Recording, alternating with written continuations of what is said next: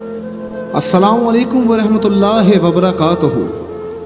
Social media کے دوستوں کے لیے جو میں پیغام ریکارڈ کروانا چاہتا ہوں، خاص کر میرا پیغام آج 56 ممالک جو اسلامی ہیں ان لوگوں کے لیے۔ 56 اسلامی ممالک، تعداد نہیں بتاؤں گا مسلمانوں کی کتنی تعداد ہے پوری دنیا میں، کیا فائدہ کہ گنتیاں کر کے بتایا جائے۔ میں تو ان 313 صحابہ کی بات کروں نا کہ جن کے پاس ایمان تھا، جو آگے ہزاروں کا لشکر دیکھتے ہوئے بھی کافروں سے ٹکرا جاتے تھے ایمان کی طاقت محسوس کرتے ہوئے۔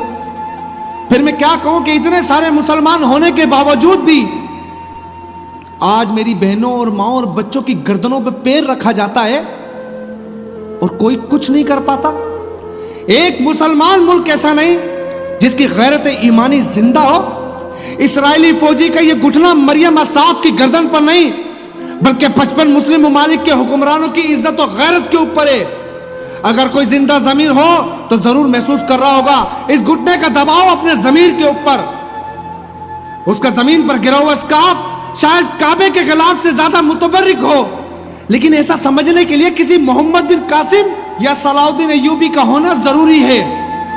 آج سپر پاور بن چکے نا مسلم ممالک، کتنے سارے میزائلز بنا چکے نا، تو پھر میں کیا کہوں کہ مسجد اقصی میں رکھے پتھر تمہارے ان میزائلوں سے لاکھ گنا اچھے ہیں کہ آج بھی مسجد اقصی کی حفاظت کر رہے ہیں۔ ہمارے انبیاء کی سرزمین پر رمضان کے مہینے میں جس طرح ان لوگوں نے بربریت مچائی، کسی کو کوئی فرق نہیں پڑا۔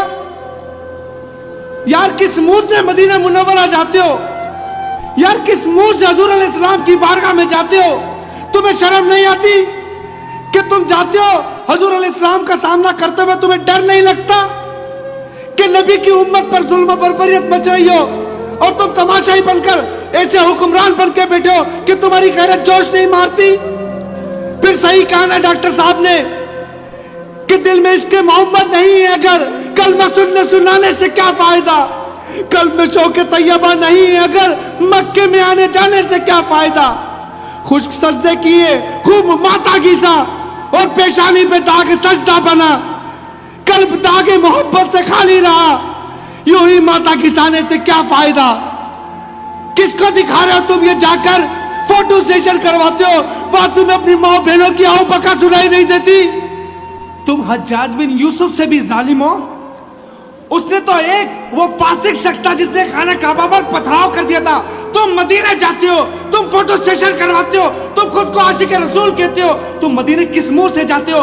حجاج بن یوسف نے خانہ کعبہ پر پتھراؤ کیا، لیکن ایک مسلم بیٹی نے لکھا تھا کہ المدد الحجاج المدد، میری مدد کو آؤ۔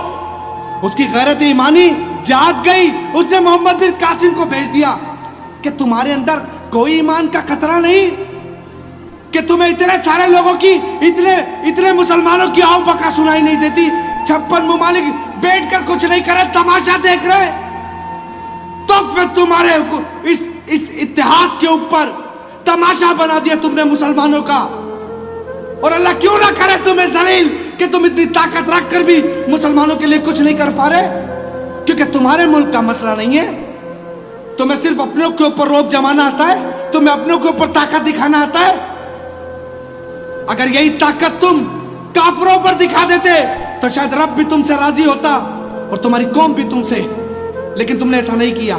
میں تمام مسلمانوں کو کہتا ہوں، احتجاج احتجاج احتجاج، جتنا ہو سکتا ہے اپنے ایمان کا حصہ سمجھتے ہوئے احتجاج کرو کہ ہم اسرائیل کو دہشت گرد مانتے ہیں، وہ دہشت گرد ملک ہے، بلکہ ہم تو اس کو کچھ مانتے نہیں، وہ صرف ایک بکواس ہے، وہ صرف دہشت گرد ہیں، وہ کچھ بھی نہیں۔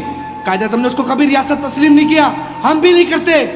اٹھائے گرے لوگ، حرام کی پیداواریں، ان کو تم تحفظ فراہم کرتے ہو صرف یہ کہہ کر کہ تو یورپی یونین تم سے ناراض ہو جائے گی۔ وہ ملک جس کا تجزیہ نکالا گیا کہ وہ پورا کا پورا ملک، اس کی زیادہ تر آبادی حرام کی ہے، تم اس سے ڈر گئے؟ اگر تم حضور کی عزت پر یہ بھی کر جاتے نا، ان سے لڑ جاتے، ان میں طاقت نہیں تھی تمہارا مقابلہ کرنے کی، لیکن تم جتنا جھکتے گئے، دبتے گئے، یہ تمہیں اتنا دباتے گئے، کیونکہ اللہ نے صاف فرما دیا کہ یہود و نصارہ تمہارے کھلے دشمن ہیں۔ خیر، میں اتنا کہنا چاہتا ہوں، اگر غیرت ایمانی سمجھتے ہو نا تو اپنے مسلمان بہن بھائیوں کے لیے کچھ تو کرو۔ السلام علیکم ورحمۃ اللہ وبرکاتہ۔